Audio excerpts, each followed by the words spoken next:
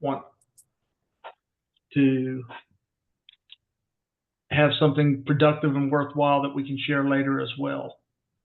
So, Victoria, Naomi, say hello. Hello, everybody. This is Victoria, and I am so happy that you have all joined us this morning. Thank you so much. Well, I'm sorry, this afternoon. So glad to have you all here and excited to share our individual journeys with y'all. Just a little bit of insight. So much to cover today, but we hope that it benefits and helps, even if just one of you. Just thank you for being here. Hi, everyone. Naomi. This is Naomi Panarella. I share the same sentiments as Victoria. I feel honored to be here to talk to you all, each from our own journeys and perspectives, and maybe some helpful things, but definitely at the end of the day, a sense of community. And I am just so happy to share whatever I can with everyone. So thanks, everyone, for attending. So we've tried to plan this out, and we're going to go round robin with the three of us here sharing our insights. And I'll throw it to one of the ladies here. Naomi, tell me, before vision loss, tell us who were you and what did you do before your vision loss? So for me, I'm actually in the midst of it. So I still have a decent amount of vision, but not enough to be behind the wheel of any vehicle for safety reasons. So I am still able to do quite a bit of things, but I actually am limited. But that's really never stopped me. So I guess I would say that I was and that I still am a full-time employed person. I'm very outgoing, and I would venture to say even more so now. I used to, zip around town in my little fancy car, and I do still get around, minus, the fancy car. It's called Metro Lyft or Uber or the best friends or family. I was definitely not involved in any education or advocacy for the low vision blind community.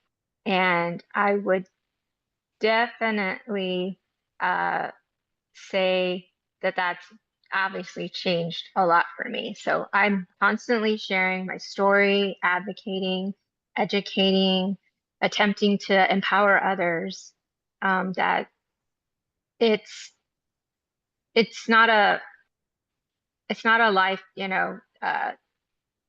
sentence, I guess, if you will, as some people tend to believe it to be. I tend to tell people that my vision loss didn't happen to me, it happened for me. And, I've done so many things now than I ever did, I thought I would do when I had more vision, right? The irony of it. It's crazy to me. Um, and, I would sometimes, you know, tell people with full sight, that I would never dream of attempting the things that I do now when I had, full vision. So in my perspective, it's like my superheroine power. Okay. Yeah. How about you, Victoria? Who were you before your vision loss? Well, What did you do? I was a, completely sighted person. And like now I didn't know any blind people. I um eh, didn't even think about blind people or anything. I was a mother. I was a mother of four, had four young children. I was a manager at a call center. I worked full time. I was a teen mom. I was very active, just, barbecues and picnics in the parks and just, doing things social activities. I am still to this day. That's one thing that did not change about me. I was a social butterfly. Um, but looking back, and this is obviously something that I noticed later, which I didn't notice then. I can tell you, all the good things about me, but what I also want to share and what I didn't realize is I was a very bitter, angry person as well, and it just unhappy just with a lot of things in my life and circumstances. I just was not as nice as I think I should have been.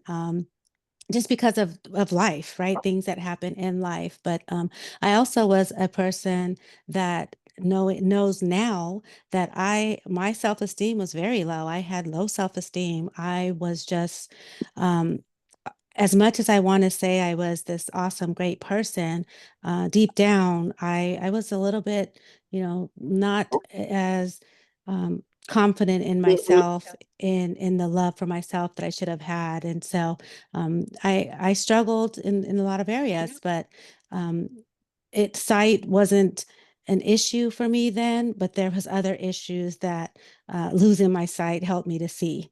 So, but ultimately you know, comes the changes came later and like me better after I lost my sight, but I'll share that with you guys later. But there's as awesome as I thought I was, I really wasn't as awesome as I thought I was. If that makes sense. Yeah, I think you really hit the nail on the head. It's pretty humbling to lose our vision. Hmm. I know 3 months out of high school, I went to work at the prison system. I mean, that's what I did. That's my whole adult life. I, became a supervisor when I was 22, and by the time I was 31, I was a captain. I had my career goals. I had my dreams. I was good Hmm. at what I did. And Right. you talk about confident. Yeah, I was confident. I had the world Hmm. in my hand. I knew Yeah. where I was going. By the time I retired, I was going to be a warden. And the thing is, my off-duty time, I did a lot of drinking. And Hmm. then October 9th, 1993, 110 miles an hour, 8 or 9 flips of the car. I was ejected, 2-month coma. I'll wake up and who turned out the lights? Hmm. 6 months of physical rehab and figuring out how to walk again, how to do things all over. That was pretty humbling. Um, Yeah. it's I was on top of the world in my view before, but this turned it upside down. I like to say that someone took the chessboard of life and flipped it over, and I had put all the pieces back in place. Yeah. I had them all in place before, but now here we go. Yes. So, Yes. um, Yes, well, I get that, Ron, completely because that's kind of was my story as well, as far as, going blind. Just, going a similar situation. I, was sighted one day and blind the next, really, so to speak. But, actually I had 5 years before I went totally blind. I actually had lost sight in one eye. So I was visually impaired for 5 years, but did not acknowledge that and didn't even know that I was considered visually impaired because I only had sight in one eye. And there was so many tests done, and I had no clue as to why I lost sight in one eye. But of course, because I had that other eye and I was still able to drive and live life and do all that stuff, I just, we couldn't figure it out, so we let it go. And 5 years later, I ended up losing that sight in the other eye. And in that good eye, as I called it, I used to wear glasses, and so I was driving, and I started not noticing the colors on the stop sign, or the stop light, and I'm like, oh, I need to go have my prescription checked, because it's time, it's time. And so I think I just went to Lens Crafter on my lunch hour, and it was like, is this one better or is this one better? And nothing was better. I said, uh-oh, I know what's going on. And within 5 days, I was completely blind. And actually, Wow. that was driving down a highway at 90 miles per hour, already having the vision problems, losing, and I actually lost sight completely driving 90 miles per hour on a highway, Wow. and did not. I could only say by the grace of God, I ended up pulling over, stopping in the middle of the freeway, called 911, and that really was the point where it hit me, for like my life changed forever right then and there. So yeah, that was my doings. Naomi, what about you? So the moment for me of when I learned about my vision loss, and as I mentioned, I'm still losing it. So mine is like Yes.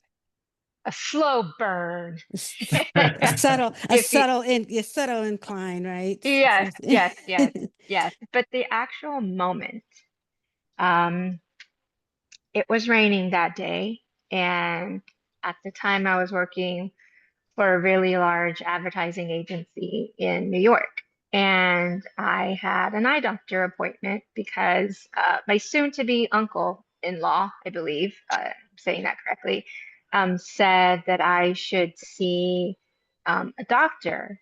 After we had all had just had dinner in a restaurant, and it was like really low lighting. And, he insisted on sending me to his specialist, kind of claiming like, look, these are the best doctors are in New York. This is the place to get this done. So I went and I was given a couple of exams where I, quote unquote, according to the doctors, failed the test. Mm, And so I was asked to return. Um, and that day was the follow-up. So I was given the test again, and I quote unquote failed the test again. So then the doctor proceeded to give me another test and basically declared to me that I had retinitis pigmentosa. And I said, I have whoa. What is this? I don't even know mhm, how to say this. Like, are you kidding me? So he kind of quickly just handed me a brochure and sent me on my way. I immediately called my fiance at the time and I asked if he could meet me at the doctor's office. So he flew across the town, Midtown, New York, in the rain, which was a very, bustling, nerve-wracking uh, task to try and do in New York City traffic. So he, charged through the front of the doctor's office and he found me there, just tears rolling down my face. Um, and he spoke briefly with the doctor to try to understand why I was so upset. And so, trying to be comforting, he was trying to be a comforting partner. He said it would be okay, and let's go do some wedding registry. Try to take my mind off of this news that I had just been given. Um, so he went to go grab the car. And as I was standing there waiting for him, I felt like every single raindrop that was coming from that sky was a piece of glass just nicking me all mm, over my skin. Um, it was hard. It was really, yeah, really hard. yeah. Uh, so, we went and grabbed the car and, we went to this store that we had registered at, and this really bubbly lady is at the door and she's asking if she can help us and showing us what we needed to do. So we go about, doing everything. And at one point we were kind of in a corner of the store. And I'm looking up at my fiance to be, and I said, I don't, what does this mean? Like, does this mean tomorrow like tonight I go to sleep and I wake up and it's just total darkness? What does this mean? I don't know what this retinitis pigment, like, is my Yeah. life about to change overnight? Like, what is about to happen to me? And he was just trying to be comforting and said, look, we're going to figure this out. We're going to research. You're going to find a community. It's going to be okay. I just need you to know that it's going to be okay, and we're going to figure this out. So I had moved back to Texas and basically hit the ground running. I was just finding any and everything that I could get my hands on in relation to retinitis pigmentosa. So that's the moment Yeah. I found out about being diagnosed. Well, you know, I was in the hospital after I woke up after this coma, and I mean, I didn't even realize I was blind because I've got Mm. a mental image of a dark maroon curtain, and and I know it's mental because I close my eyes, it's still there. I still see dark maroon in my mind, but I thought, I woke up and I was banged up really badly. I had a trach, I had a ventilator on. I couldn't speak because of that. My hands were strapped down. I could hear Oh, this medical equipment. I could hear the ventilator pumping air in and out of my lungs and beeping. And, you know, I could hear the nurses, and then I'd heard my parents. I'm like, oh, hey. And they were all tickled. My eyes were open. I was alert. So, uh, but they didn't realize I couldn't see them. Mm. And there was a day that my dad was allowed to bring a small TV into my ICU room. We were going to watch a Cowboys game, Mm. and he turned to me and says, "Did you see that pass Aikman just threw, son?" No. And I Wow. realized then, like, wait a minute, I should be able to see at least some light from a TV, and something's not right here. And the doctors there at the hospital, all they said, they sent me to one lab one day there, and all they could tell me is, when you leave the hospital, you need to go see a neuro-ophthalmologist. They couldn't Hmm. tell me what was wrong. They just Yeah. knew there was no connection between my eyes and the brain. Something with the optic nerve was wrong. And come to find out, it was severed because I had a head injury. The head swelled and pinched it off. And I know today the optic nerves do not regenerate. So, mhm. um, And cannot be repaired either. That's the right. other thing. That's one of the Yeah. only So nerves. Yep. I, I, I was like, wow, what do I do? Um, Yeah. you know, When did you find out, Ron? When was that moment for you when you realized that you could go well, on? I'm going to tell you, this took a while because I was in big denial. I was Mm. arguing with these doctors. I said, hey, I was in a coma. My eyes have not woken up yet. I said, I know it in my heart. I'm okay, sir, whatever you say. Yes, sir, Mr. Graham, you're right. You're the captain. Well, I mean, I saw this neuro-ophthalmologist in Austin, and oh, he was the wrong person for me to see. He told me everything I wanted to hear Hmm. because I wanted my vision back right Mm. then. And Right. Sure. he was telling me about this conference he was going to go to, and this Russian who was there. He says, "But don't get your hopes up. The Russians are known to be quacks." Ugh. Oh, Okay. wow. So I wound up, I waited till after the summer when he said he was going to that conference, and I called up there and made an appointment to come see him, and he acts like, okay, what do you want to see me about? That conference. Tell me about the Russian. Oh, he didn't show. Mm. Gee, thanks a lot. Mhm. I did get a second opinion, and this was my big turning point. I came down here to Houston because I heard about this. He wasn't a neuro-ophthalmologist, but just a regular ophthalmologist, Dr. Willis. I came down here to see him because this man had told me about this surgery he had performed on him. And this man lived in La Mesa. He was a preacher up there. And La Mesa is between Big Spring and Lubbock up in the Panhandle. And Mhm. I'm like, this man came down to Houston to see this doctor, so he must be something special. Hmm. And I came to see Dr. Willis, went in there with my dad, and I said, he can't tell me anything I haven't heard already. But he got out his little scopes and looked in my eyes. no fancy equipment like the neuro-ophthalmologist, but he sketched it out with colored pencils on this chart. And he said, Mr. Graham, you need to get your moxie about you and learn to live your life as a blind man. Wow. My dad and I left out of his office crying that day. Mm-hmm. He told me what I needed to hear, though. That's what it is, Ron. I think one of the problems for us all is not knowing, right? There's so Yes. much that we don't know, and and the doctors don't know. Yeah. It was so long before, I mean, just not knowing why I'm blind, that in itself, for 5 years, I was just not knowing. And then even got diagnosed with multiple sclerosis and gave Really? myself a shot every day for a whole year because they thought it was multiple sclerosis. And who knows what that did to my Oh body. my Oh yeah, every gosh. day. And I don't I don't even think I know. knew I mean, that. yeah, yes, no, but you know what?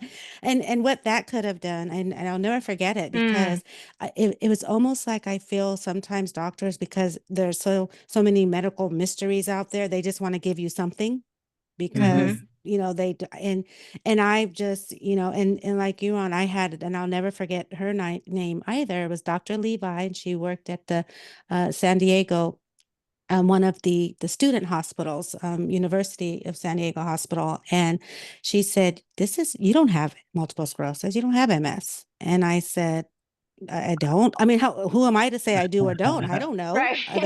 That's what I was told. And so when she said, but the problem was she still didn't know what it was. She just knew it wasn't MS. Right. And so, Yeah. later on, which was another one that, Ron, just like you with your conference, except I had better results with my doctor that went to a conference. She went to a conference and came back. She said, I heard about this new disease. It's called neuromyelitis optica. You have a lot of the symptoms, and I would like to test you for it. And at that point, I've been tested for everything. I mean, I could tell you what I didn't have. So, why not? Let's throw another test on there. And Mm-hmm. sure enough, and she said it's a really new. I said, well, how come nobody? It's been 7 years. How come nobody has told me this? And she said, it's really new. It's just now coming out, and or newly discovered, because diseases and things, they're out there for forever. We just don't know about them, right? But Mm-hmm. and so I was finally diagnosed with that, and and it was almost like a sense of relief, even though I still had unanswered questions. Because Sure. what is that? What is that going to do to me? What does that Yeah. mean? But it was Yeah. almost a relief of saying, oh, finally I know what's wrong with me. Right. You know? You've got to, there's a Yeah. words Yes. associated with it. There may be Yes. additional research that you can, on your Exactly. own try Yes. and dig out. Yep. Yep. That's exactly what it was. So, Well, yes. Wow. and I know this is a journey, and I'm going a little off script here, but before we jump into our next question, there's a progression for the acceptance, and Mm-hmm. that Oh, because yeah. I mean, just because Dr. Willis told me this, and I was like, okay, I'll deal with this. I mean, I accepted it for today. I said, if I accept that I'm blind, I'm Yeah. giving up on ever seeing again. I will never do that. And Yeah. Mm-hmm. and that was my coping strategy, one day at a time. Right. But I mean, there was still the whole grief process, the Mm-hmm. depression, and God is very forgiving because I talked very funky to him for a while. Yeah. Yeah. You know, Yeah. And I think we um, all go through that, Ron. That's and grievance is in our own time. I can't tell you how long to grieve. I can't tell you no, you've been grieving that's long right. enough. It's time to accept this. No, It's personal, everybody accepts this in their own time. And that's what we cannot expect any of our expectations on to other people. That's just, but that's the way it is. I mean, So and I think yeah, depression's the worst part of that. I think, It is. and Absolutely. I mean, it I, sucks I you in. It hurts. I mean, Yeah. Yeah. suicide. and I I think that's why a lot of people avoid it, right? So Yeah. I get what you're all saying. I'm grieving too. Every day that something new happens, Yeah. I'm like, well, crap, Hmm. there goes that. Yeah. you know, it's the acceptance of that. That's a hard, jagged pill to swallow. And Hmm. all the, you know, and all the parts that come with the grieving process. I mean, Well, and for it's you, a death, it's an right? ongoing grief Yeah, grief. and Mine is that ongoing. and I that's get what the I was gonna pleasure of ask. enjoying this Yeah. every day. That's what I was going to ask you, Naomi, because I mean, Ron and I mean, it happened. We're done. You know, Right, I mean, right. not like that, but for you, Yes, it's got to be more difficult because it's it's not it's complete. It can right. happen today, tomorrow, you know, Correct. and it's so unstable. And that, you know, how do you, you know, deal with that? I will tell you a huge component is humor. I have to Hmm. be able to have Yeah, humor, a sense of humor about humility, yeah, you know, being humble of like, listen, lady, that's not necessarily your world, not anymore, but slowly that's becoming less and less of your world. So why yeah, can't we, you know, try to see, pun intended, I guess, the light yeah. in it, because one of Right. the symptoms with RP is, you know, light perception, Yeah, among other eye diseases. But I just try to make light of it. You know, if I get, and don't get me wrong, I have really hard days. I have really frustrating days. There's days that I need to cry it out. yeah, But most days, I really try to find the humor in it. Like I said, I get on social media. There's a lot of people that I follow that are in the same boat as me, and they make so much yeah. light of the situation, and they you know, it's just being able to, as crazy as it sounds, to Right. see the positive in it, which most people would say, how in the world can you see positivity in losing your sight? But there actually is some positivity in it. Like I said, I there's a lot of Yeah, things that, because of losing my sight, that I have taken on, and I would yeah. never have thought about half the things that I have done up to this point Yes, that I would have absolutely. done if I had complete full sight, able to drive, you know, never miss any, you know, a Yeah, handshake when someone extends their hands out. I've got my own yeah, tricks, yeah, but right. I Yeah. just really try to make light of things. This actually happened to me. I'll share a story with you guys really quick. It's really funny. So I have a cat, and her litter comes in this really big, you know, large plastic bag, and on the front of it is a picture of a cat. And so one day I was heading out into the garage, and I was throwing away a bag of trash into one of the bins. And because light is such a big, like my bestie for me, my garage is illuminated like a Walmart. It is so bright in there, but it's Mhm. because I need it to see everything that's in there. So I open the lid, put the trash, I turn around, and this is where I love when vision plays tricks with my mind and my mind plays tricks with my vision. I turned around and I saw um, what I thought was my cat sitting in the garage. And I'm thinking, Bella, what are you doing? You never even, like, she's an indoor cat. She's a little princess cat. She didn't even know what grass looked like. So I was like, why are you so baffled? Why are you standing here in the garage? And her eyes were squinted. And I thought, oh, well, it's probably so bright in here. It's hurting your eyes too. And I'm like, but why is she not moving? Naomi, that's because it's a picture of a cat that looks like your cat, and the cat's eyes are squinting because there is a human hand petting the cat on the head. That's why. It is Those, things like that that yes. I have to just be like, okay.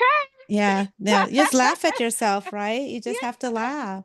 But you have to. you do, but you know, Ron, you brought up a good point, and I want to just touch on this for a second, and that is depression, right? Uh-huh. Because Mm, the thing is, you know, when I first lost it, I went through that whole depression. I mean, deep depression, but depression for me, as much as I want to deny it or not accept it, it still lives in me. Like depression can creep up anytime during Hmm. this journey. And, you know, we all have the potential to maybe get down sometimes and feel down and maybe and I think that that's okay, and I just don't want to make I, it seem like depression is, I mean, it's not that it's okay. I just feel like being able to bring yourself out of it is what what counts, and that's what matters. But we all have Recognize bad it for days. what it is. That Yes, Yeah. you know, it's not a permanent state. It will exactly. get better. Yes, And, you know, part of this is once you recognize it, you know what you're dealing with. yes, You've got to work to get yourself out of it because, yes, exactly. I mean, I was at the very deepest, darkest place I could ever be. I Right. was planning how to commit suicide, but I Yeah. thought, Mm. if I did this, I bought my first house on my own after I became blind. My dad and mom, they'd come over. My dad came over every day, Mm-hmm. just to visit, read my mail with me. And I'm like, you're going to put the people who never gave up on you, you're going to put them in the spot to see you gave up on them.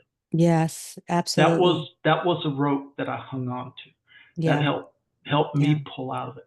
But I think it's important to talk about it because Yeah. anyone that deals with it needs to know you're not alone. No, Hmm. you're not. It's part of this trip, and what And a it will trip it be can be. here. Yes. And that's what Yeah. I'm saying. I mean, I've been blind 20 years and just this, and everybody knows holidays. I mean, even for people that are not, holidays sometimes can be a depression time for some. Already in themselves. Yeah. And Yes. yes, and so I mean, even this past holiday, I find myself, and it's like, you kind of know, you take time for yourself, you kind of, isolate for a minute just because you probably don't want to be around other people to allow them to see you're not in the greatest, mood or not yourself.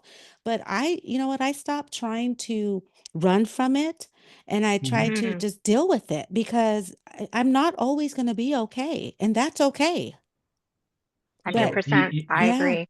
yeah, but I'm not You gonna don't let always it put get on me. that mask. Exactly. But I'm also not going to sit there and see. I mean, I'm sure there's levels of depression. Thank God I have not gotten to the point to where I want to end it. Which, Ron, as it comes, that came when I lost my sight because I did think my life Hmm. was over. I don't Hmm. go that deep anymore, but depression No. lives with me. And I mean, it's going to Yeah. be here. It's just learning and knowing how to cope when those times hit and knowing how to get yourself out of it. I think that's key. I think that's an important part to Hmm. share that, it's not an uncommon thing, No. but Yeah. recognize it for what it is. And, Yeah. you know, Yeah. you've got to Acknowledge want, it. yeah, It's you've got to there. want to pull out of that and, get yourself active. Don't just sit there and wallow in it because, Yes. that's not healthy. Oh, yeah. I agree Yeah. with the activity. You guys Yeah. know me just from our Yeah. group together, but Yeah. Stay I think busy.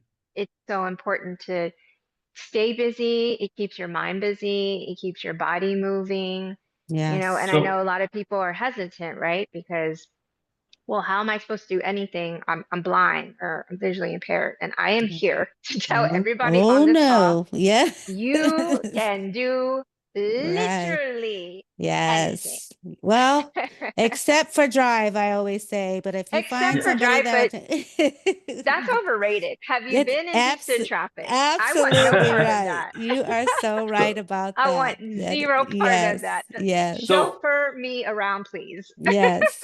so, where is it that you found this point of realizing you could go on?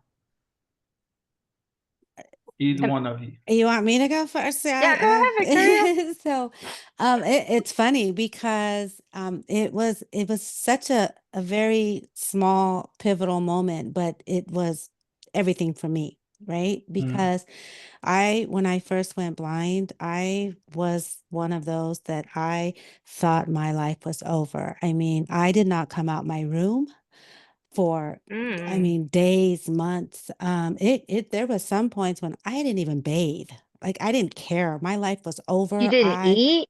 Did you, I or you, didn't I'm assuming you eat. weren't eating I either. didn't Oh my God. eat. I didn't. People would bring stuff and try to come in the room and knock on the door. And Mm-hmm. now remember, and I had four little kids, right? My Oh my my God. oldest was 12. My youngest was 5. And Wow. so, I mean, they would go to school and I would just be there by myself. And my husband at the time would go to work and I just sit there and you guys, I really wanted to die. And Yeah. then the moment for me, and this is the small, littlest thing, when my 5-year-old son knocked on the door.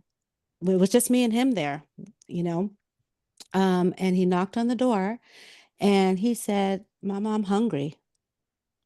And I'm sitting here like, and then it shot through my head, like, are you really just going to sit here and let your child go hungry because you think your life is over? Like, just think about that. From what are you Mm, doing? Is this what you want your children to see? That, oh, she lost her sight and and her life was over. She's he never been gave the up. same. Yeah, she gave up. Is this the message you want to send to your children? And so that right there, it's almost like a bulb like turned on in my head. Lights were Mhm. out, but the lights turned on in that moment. Mhm. And so, and that I got up and I said, my gosh, you know what? I'm not, there's nothing wrong with my mind. My brain is totally functional. I know how to make a sandwich. I know where my kitchen's at. I know where my all this stuff is. And then I said, you know what? And hey, my son has eyes, whatever I don't know right this moment, we can do that. So I go in and I said, you know what, son, you're right. We are going to make you something that you're going to help mommy. Let's do this together. Yeah. And you know, what's this? Oh, that's the mayonnaise. Okay, let's this. And so I got in there, and when I sat my son down with his sandwich and his chips and his juice, that I did all this stuff, it was like one of the most amazing moments of my life, because I was like, I can do this. And from that moment, I said, you know what? My life is not over. I just have to do things differently. And Differently. that's what I did. Yeah.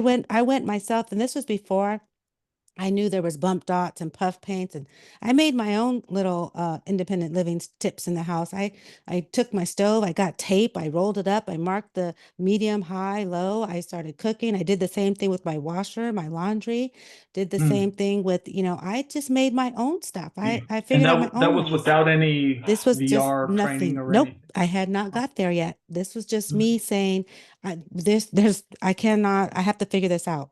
I didn't, at this point, I still didn't know there was anybody out there that could help me. Mhm. I always find it fascinating when and specific, I'm talking to your story, Victoria, but just Hmm. in general Right. as a species of humans, how that fight or flight kicks in. Either you're going to figure Exactly. it out for yourself and you're going to move forward, or you're not. Yes. And that's okay too. But I think, you, like you said, having this light bulb moment of your son Yeah. reminding you, like, hey, lady, you're a Yeah. mom, by the You're way. supposed to take care of me. Yes, And I'm exactly. 5. I Yeah. got to lean on you to do for me. And Yes. I think in that moment that maybe that was happening for you as well, for him to utter those words and call Yeah. you That's mom or that's mommy. what I needed. I needed that. You Yeah. went into action and Yeah. said, I have to provide for my family, regardless whether Yes. I can find the butter knife or the loaf of Right. bread or It whatever. I'm going to figure it out, and I have help from him. So I have a question, and like on the yes. same vein of talking about that. Did you at any point sit like with your family and formally say, hey guys, we need to have a talk. This is what mommy's going through, or this is what mommy's going to need. Did that ever happen within your It family? it absolutely did. At that point, when I was, I kind of say my light bulb moment when I said, you know what, we gotta figure this out. And that is exactly what I did, is I put them. So my biggest thing for me was the fact that it is not my children's fault that I went blind. Okay. Mm, So I do not want to put more on them than I would put a normal, a regular child that has parents that could see. Right. So I uh-huh. used to really try to, and in the beginning I tried to overcompensate, like my kids didn't have to do anything. And to the point where I was like, go to the room and get my shoes or something. I would go get my shoes myself. And Okay. one day one of my girlfriends was there. She said, well, why don't you send Jay, which is my oldest son, why don't you send him to get it? I was like, no, I'll get. And I was like, it's not his fault, I'm blind. And she said, that's, I can see, and I send my kids to get stuff for me all the time. That has nothing, that she said, that's your right as a parent. That has so, and I'm like, she's right, because now my kids aren't living a normal life because I'm overcompensating for the blind thing. So at Hmm. that point, I sat them down and I said, look, there is going to be some differences here. I am still your mother. I can still provide for you, but we're going to be doing things a little bit differently. If for example, with their clothes, in the the dirty clothes. We have 2 hampers, one's for white clothes, one's for dark clothes. I will still wash. I will try my best to separate, but if you have you know, a pair of blue pants in with your white clothes, there's going to be some problems and you guys are good.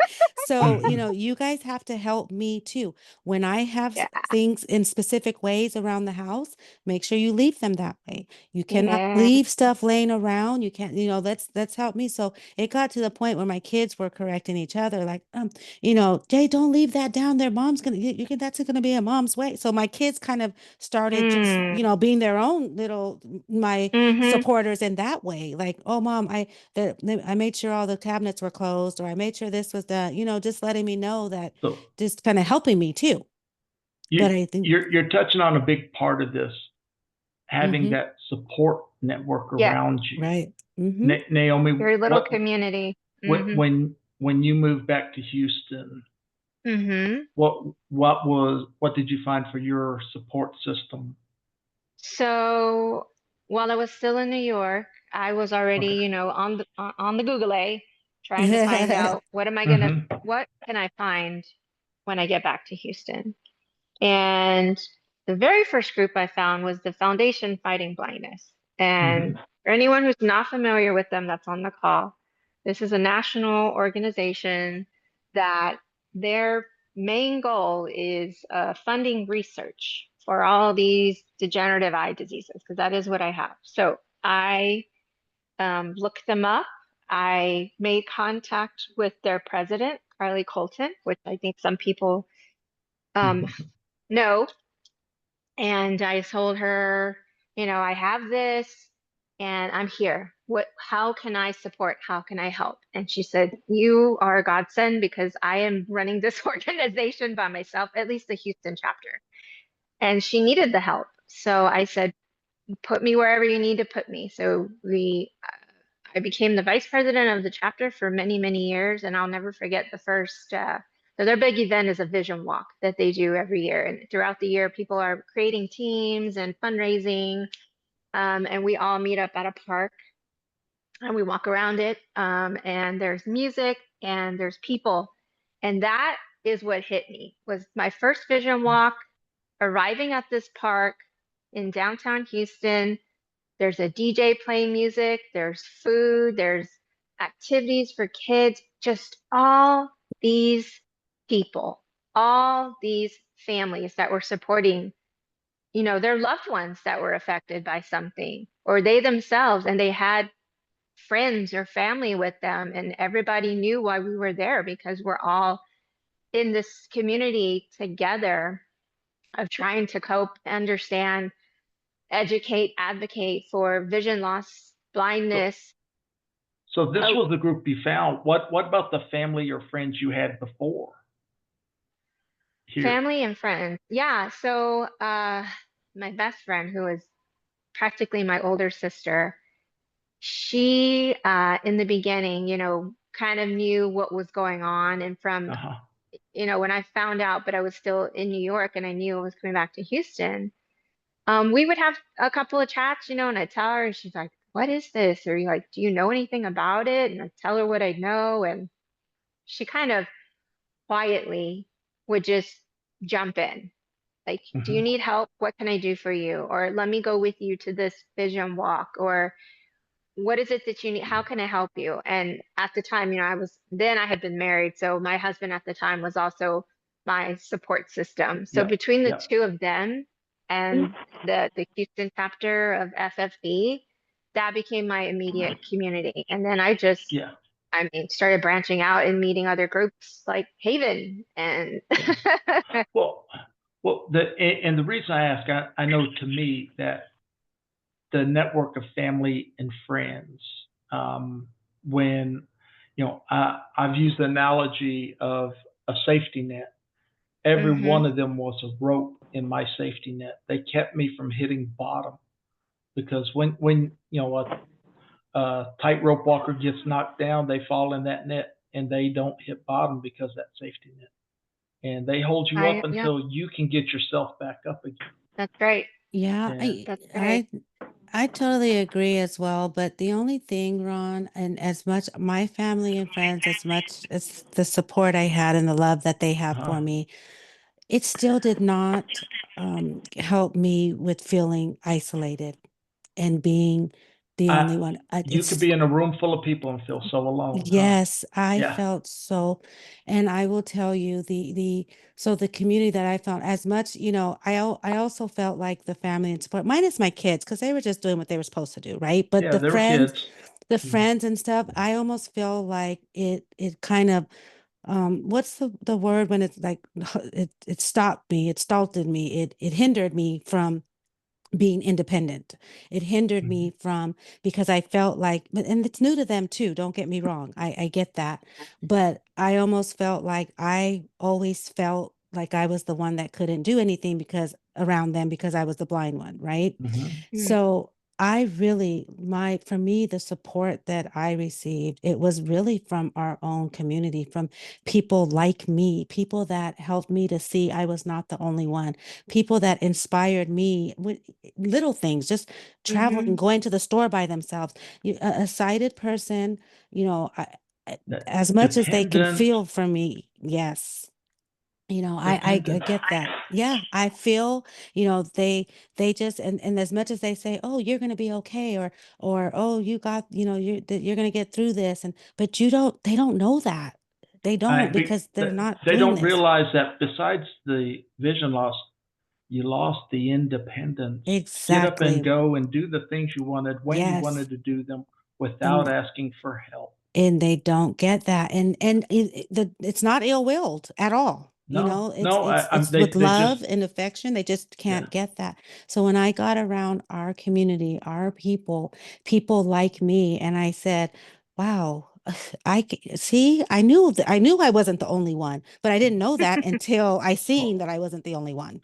well, I'll tell you, um, you know, I was divorced. I wasn't like either one of y'all. I wasn't in a relationship. Well, I moved back home with my parents, and I Hmm. felt like the broken toy. I'm like, no woman's going to want a man who's blind, who can't Oh drive and yeah. pick her up Mm. and take her places. Yes.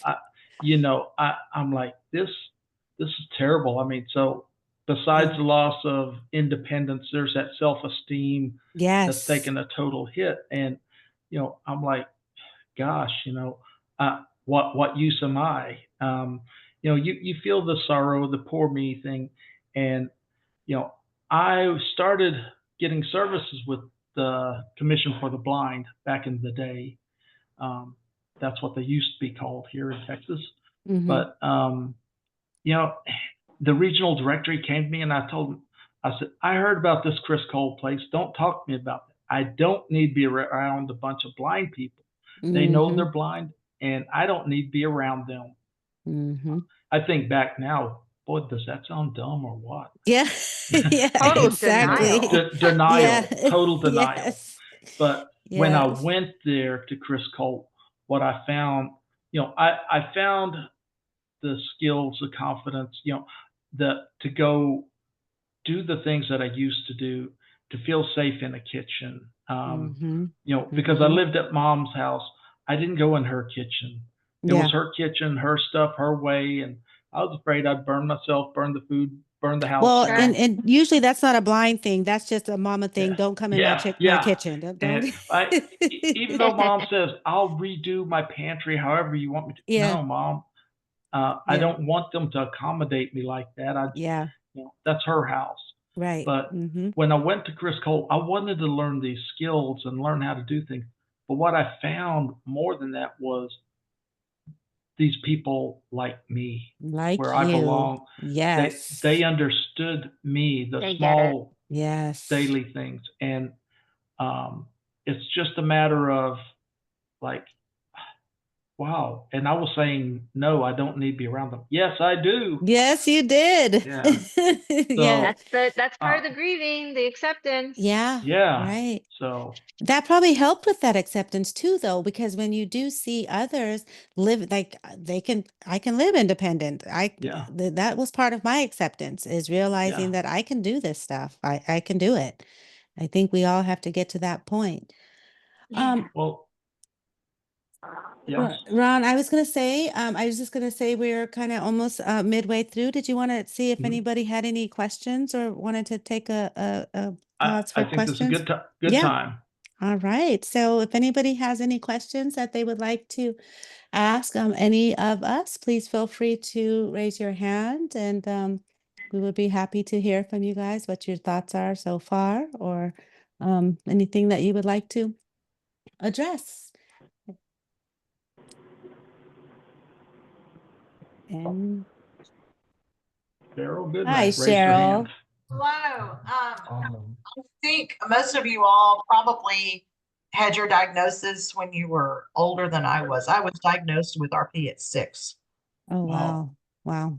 And so I knew I was having a problem, and I didn't know how to really tell my parents that. I dropped chalk on the floor one day and couldn't find it. And I remember my mother disgustingly calling the eye doctor to get an appointment, because they had taken me to him twice and they couldn't find anything wrong. Huh. That's They such a thought young age too, right? That was so Yeah. young. Yeah. Mhm. And I was a premature baby, but we were told this had nothing to do with it. And so anyway, they just found out I wasn't going to see as well as others. And my dad was a family physician in a small town. And so he had some connections with colleagues that he went to medical school with. And so they flew me once to New Orleans to meet a fraternity brothers of his to get it confirmed and talk to him. And then and then they flew me to Chicago, to the University of Chicago, and got that confirmed. It was confirmed again. And then after that, they did not take me anymore. We just took care of me in Temple the best we could. Yeah. And also, I just grew up, using large print and having things written real black and dark and so forth and so on. But I noticed kind of a change in it. Starting to slowly get worse, like probably at the end of my 9th grade year. And I really was aware of it by my junior year. I changed So I realized that I was realized in my junior year that we didn't know whether it would get worse or stay the same or what. But anyway, I was, I mean, it wasn't like, why me, and a small child. I guess it kind of reassured me that, yes, I need the help and I'm going to get the help.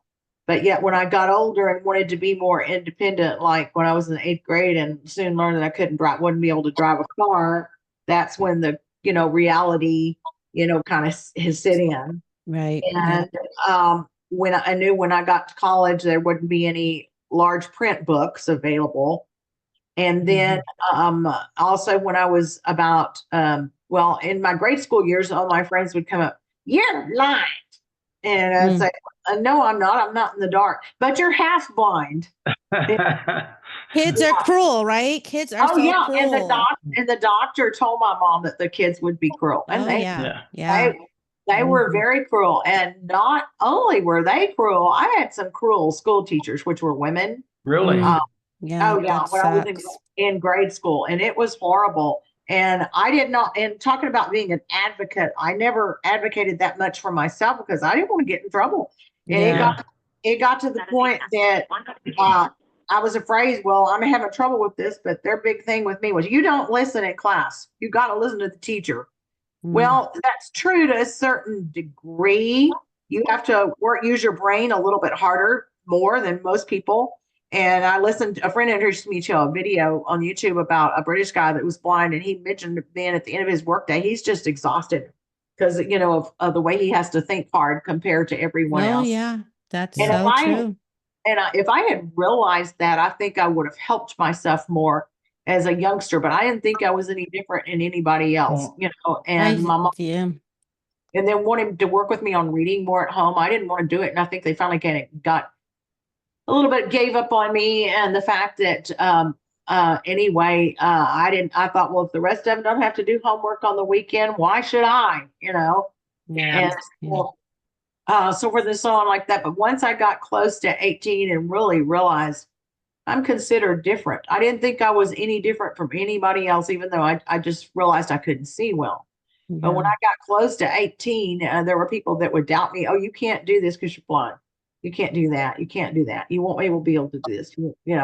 And that was really angry. And in some ways, my parents and I could have all been more of an advocate than we were.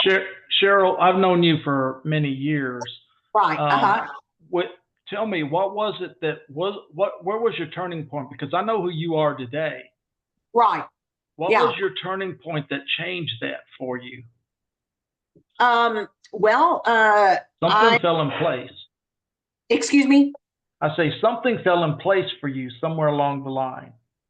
Okay. Well, I would say when I finally got in a big school in Temple and it was a much better environment for me, I felt like that my self-esteem improved greatly. I felt like I really had skills and I really could be what I wanted to be, and I really could do what most people would do. Except I couldn't, I knew I wasn't gonna be able to drive the car. Yeah, but being recognized for your abilities, that you actually did have, not the disabilities that you didn't have. Yeah, I would say the real turning point. We had a band director when I was in 6th grade and seventh grade down at Holland that really believed me, because I'd already started taking piano and in the 3rd grade, and I would read large print then, and I took to music like a duck taken to water. And again, I was told that I was an outstanding student in that regard musically, and by the band director when I was in like middle school. He encouraged me a whole lot. And then more than I would say over a period of 3 years, 3 to 4 years, we realized I didn't belong in the small school environment that I was in. It was just not working for me. And I'd gotten very discouraged. I would even wake up mornings to my parents, why did I even get involved in music? Why did I join the band? Why did I do this? I can't fit in.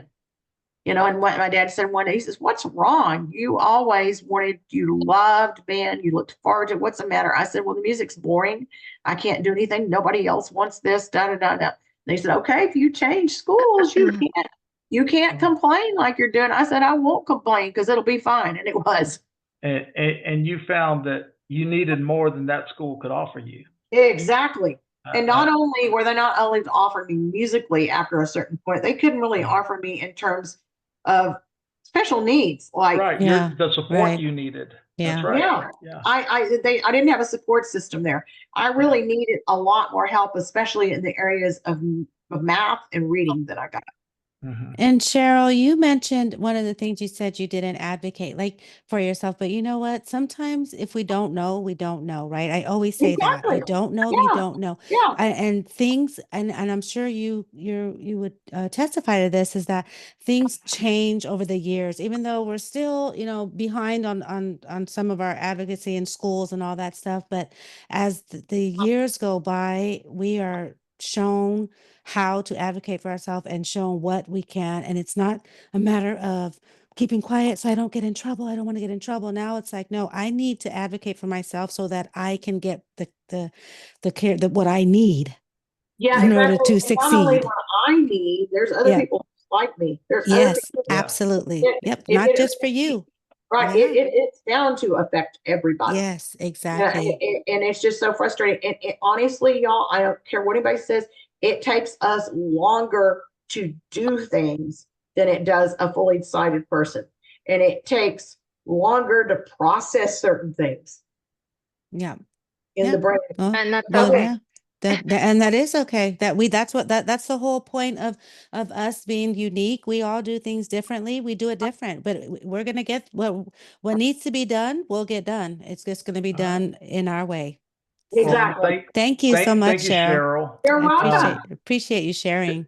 Terry Ann has raised her hand. Hi, Terry Ann. Yes, good afternoon, everybody. Good afternoon. I have a different story in that I was a 3-month preemie.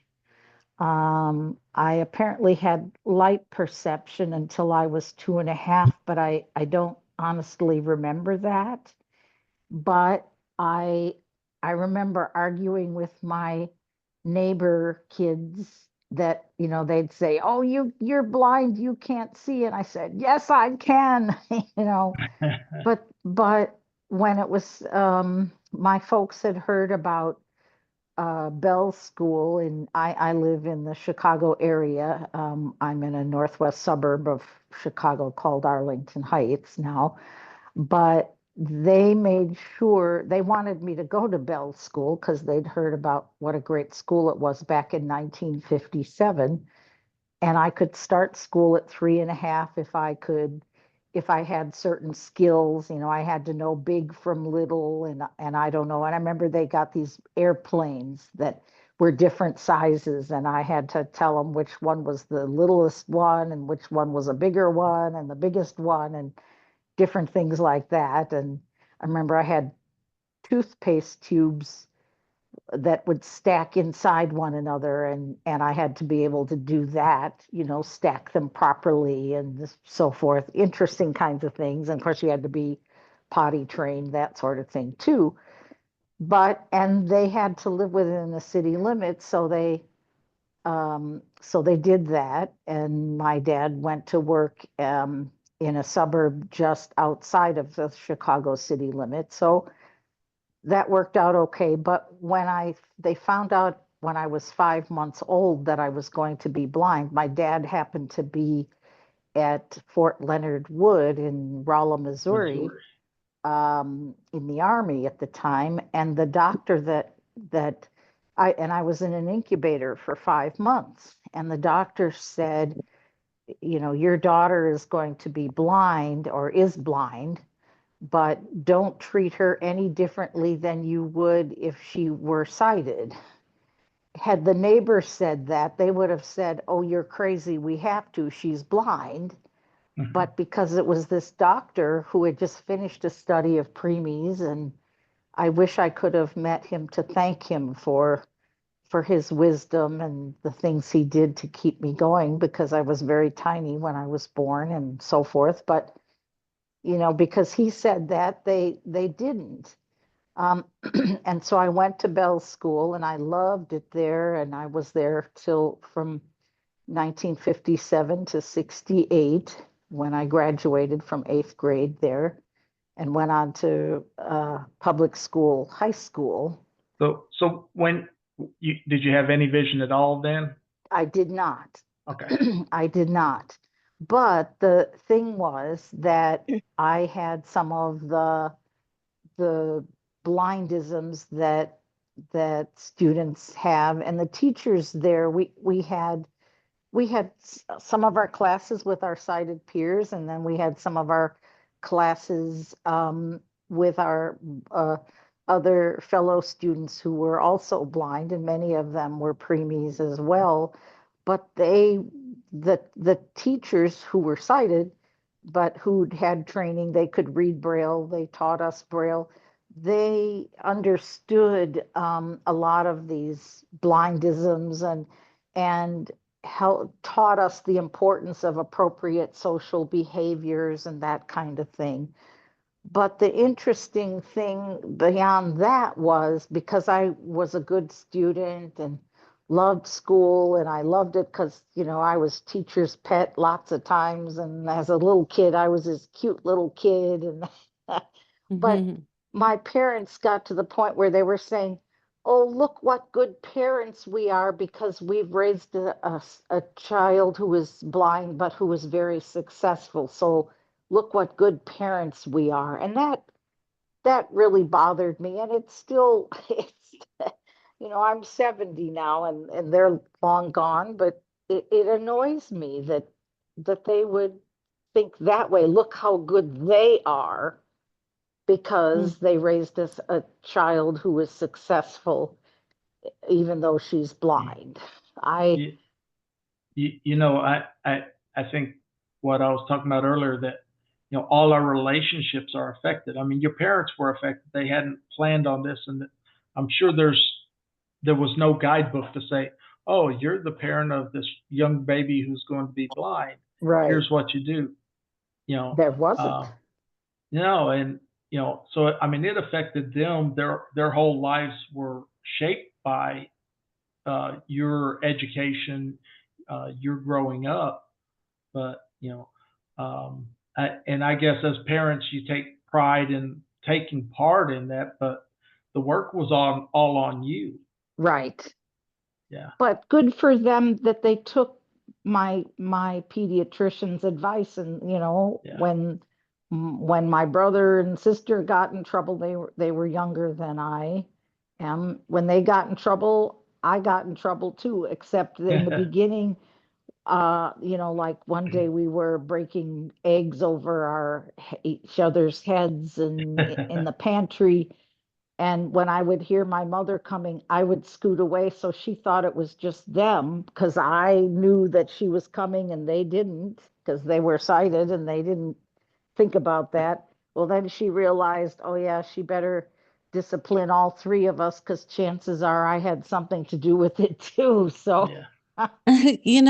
Terry Ann, I do want to just say something, and I hear you about your parents and saying that look what we raised and stuff, and I do want to just say about parents in general, because I've said the same thing about my child, and it's not the blind. Like, for example, my daughter is a pilot, right? She's a helicopter pilot in the Army. cool. And I brag and I'm like, look what I raised, right? Because and yes, I know she's the one that did it. So for your parents to say that, I think it could be just the proudness that they, because you could have not been successful and then they would have felt not as happy or not proud, but it could just be that you are their child, you raised them, you're successful. Oh, and by the way, you happen to be blind, but it's still just them being proud. That's another way that can be looked at as well, because I do it all the time. Look what I raised, right? And I can't take credit for her knowledge and her skills as being a pilot, because I couldn't do it, obviously. And just like they can't take the credit for you being able to live independently as a person that is blind or any of that, because they couldn't do it, but they can still, I'm still proud that I raised somebody that could do it. So just wanted to share that. Yeah. Well, thank look on it. you. You're Yeah. welcome. You're Yeah. welcome. I'm And sure they thank you. were proud, but it just annoyed me because they said it so often. And then I know. people would And criticize them. Well, why don't you do thus and such? Oh, well, because she has to do it by herself, because if she doesn't, blah, blah, blah. yeah, And yeah. yet my mother was, I would be trying to do something in the kitchen and she'd grab it out of my hand and say, oh, I better do this for you, because if you do it, you might hurt yourself, or this might happen. Terry Ann, I've been blind 20 years, and my mother to this day still does that.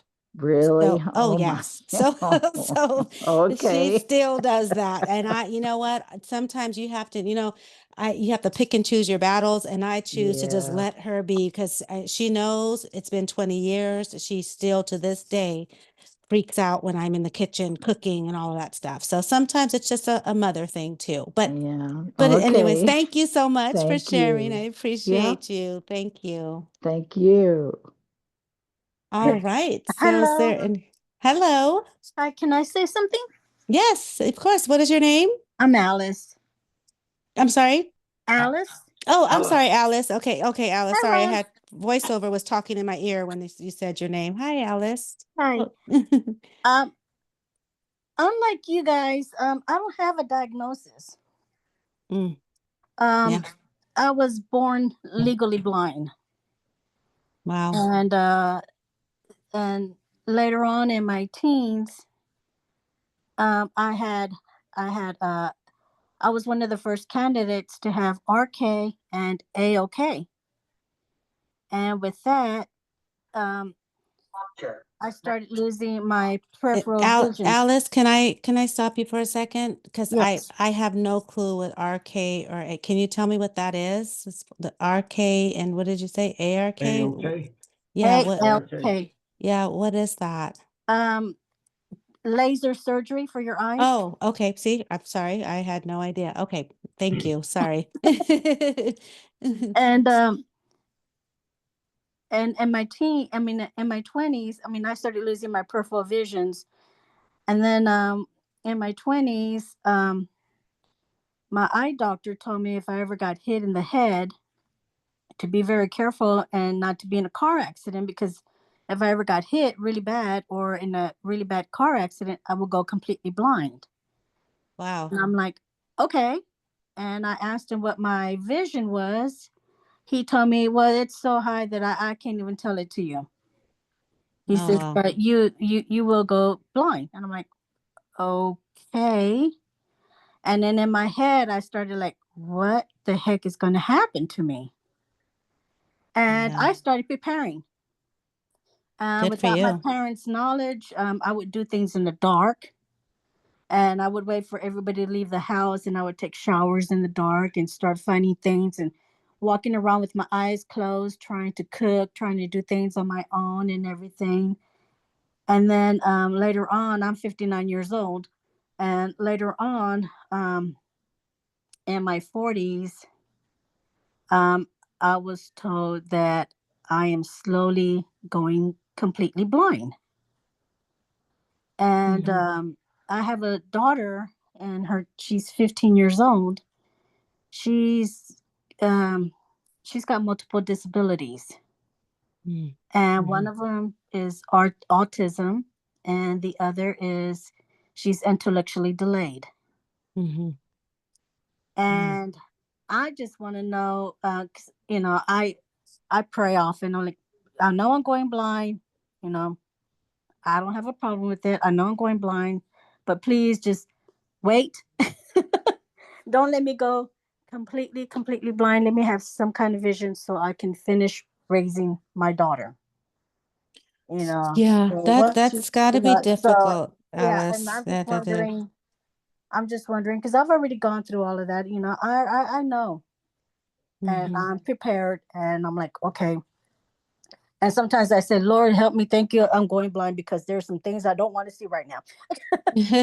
Well, I tell you, Alice, Hey. what the thing is, and I commend you for, you know, taking that step and doing those things in preparation for that, because that's a difference of, Ron and we went blind all of a sudden, so there was no plan or preparation, or one day we'll be blind, so let's work on those skills now. So that's good that you've taken that.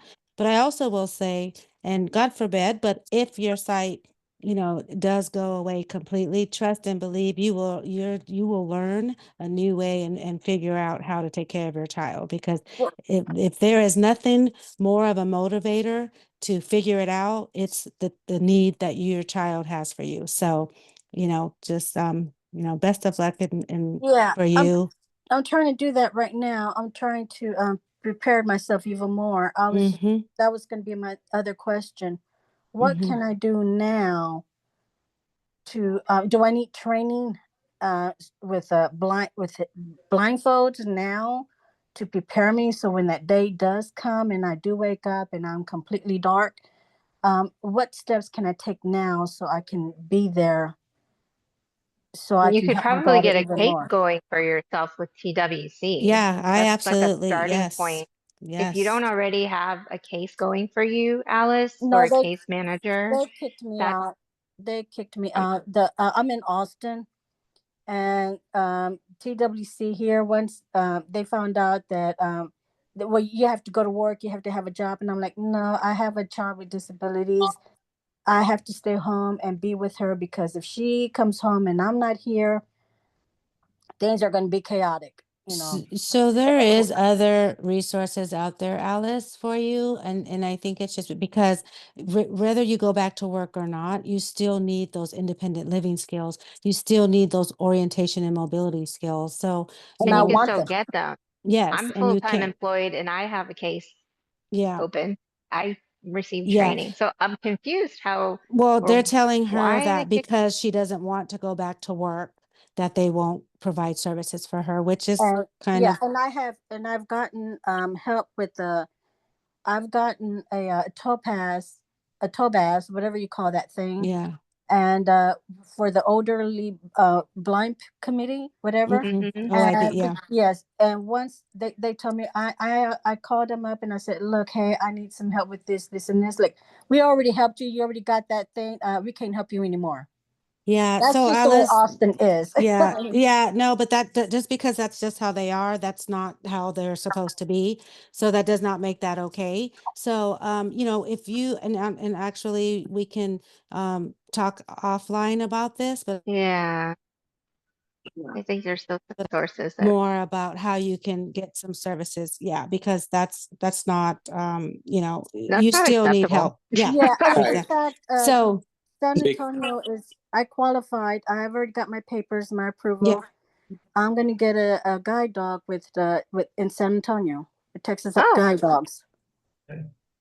Awesome. Yeah. Okay. I'm, Well, thank I'm you, Alice. taking steps. Yes. Thank you. Victoria. Continue to do that. Yes. This is Dwight. Thank Hi you. there. Hi, Dwight. Hey, what's going on? Did she say she was 59? Yes, she did. Yes. Okay, why can't we do that? OIB. Yeah, Yeah. that's where I was going. Yep. Yep. Yeah, that's what I don't know. She Uh, said that's where she was with, and that's what I don't understand either, because there's the O&M and independent living, all that would fall under OIB. So for Correct. them to tell her that they already got her a device and that's it, that's not correct. So yeah, we'll definitely reach out. I will reach out to you, Alice, and kind of discuss with you a little bit more about that. So, but thank you. And thanks for that, Dwight. Yeah. But I was along those same lines, Dwight. Vivian Wynn had This is my a hand Vivian. raised. Hi, Hi, Vivian. it's Vivian. How are you, Doing Victoria? good. How are I'm you? good, thank you. Yeah. I have a question for Victoria and for the other gentleman. Ron. Yeah. Ron, Mm-hmm. yeah. Thank Yes. you. Yes. You talk about depression, right? Mhm. What's your timeline when you found yourself in the midst of your depression till you realize, I think I just pulled out of this depression? Because I know it's different for everyone, but I don't know. I just would like to find out from your point of view. And with Alice, if you want to learn all of the blindness skills, please do it before your vision totally go Yes. away. I I I was diagnosed with a genetic eye disease when I was a teenager, and the doctor always told me, "You won't go blind. This is going to be your, your vision, right?" So I was 2200, and it's that way since I was 20 years old until 3 years ago, and the disease accelerated. So I was in denial since I was 20 years old, and I never thought I had to um, ever have to use a cane. So I structure my life and plan my life as though I'm still a sighted person until the reality hit me about 2 years ago. So